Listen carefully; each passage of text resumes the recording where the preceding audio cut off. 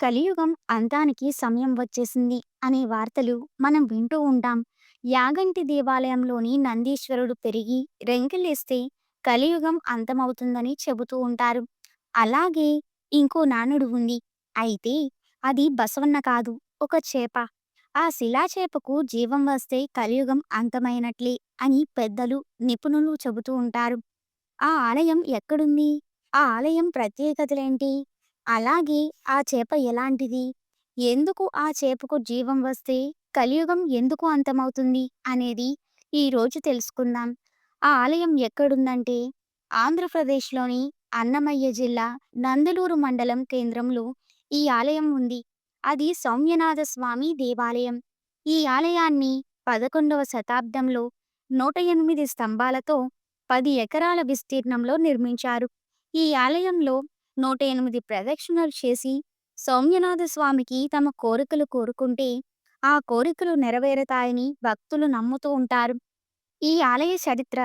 ఈ సౌమ్యనాథ స్వామి ఆలయానికి విశేష చరిత్ర ఉంది. ఆలయ వాస్తకులకు ఆదరణ పొందిన చోళ రాజవంశ పాలనలో ఈ ఆలయం నిర్మించబడిందని నమ్ముతారు. ఈ ఆలయ నిర్మాణం అద్భుతమైన ఆర్కిటెక్చర్‌తో కలిగింది.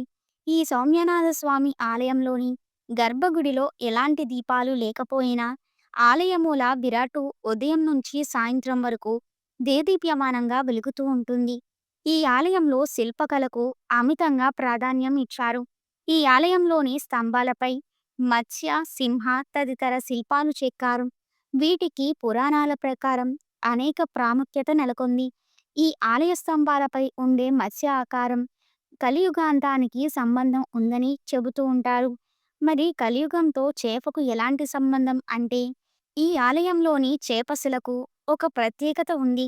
కలియుగంలో రోజులు గడిచే కొద్దీ భారీగా వరదలు వస్తాయని, ఆ వరదలతో సౌమ్యనాథ స్వామి ఆలయం మునిగిపోతుందని, ఆ వరదలు రాతి స్తంభంపై ఉన్న రాతి చేపశిలను తాకగానే ఆ చేపకు జీవం వచ్చి ఆ వరదల్లో ఈదుతుందని, అప్పుడు యుగాంతం సంభవిస్తుందని నమ్మకం. ఇది పండితులతో పాటు అక్కడి స్థల పురాణం చెబుతుంది. సౌమ్యనాథ స్వామిని కొలిచే భక్తులతో పాటు అక్కడి స్థానికులు కూడా విశ్వసిస్తూ ఉంటారు. అయితే ఆ చేపకు జీవం వస్తుందా లేదా, కలియుగం అంతమవుతుందా లేదా అనేది శాస్త్రీయం. కాగా కలియుగాంతంపై అనేక కథలు ఉన్నాయి. పోతులూరి వీరబ్రహ్మేంద్ర స్వామి కూడా తన శ్లోకాల్లో ఎన్నో విధాలుగా వివరించారు. అందులో ఇది కూడా ఒకటి.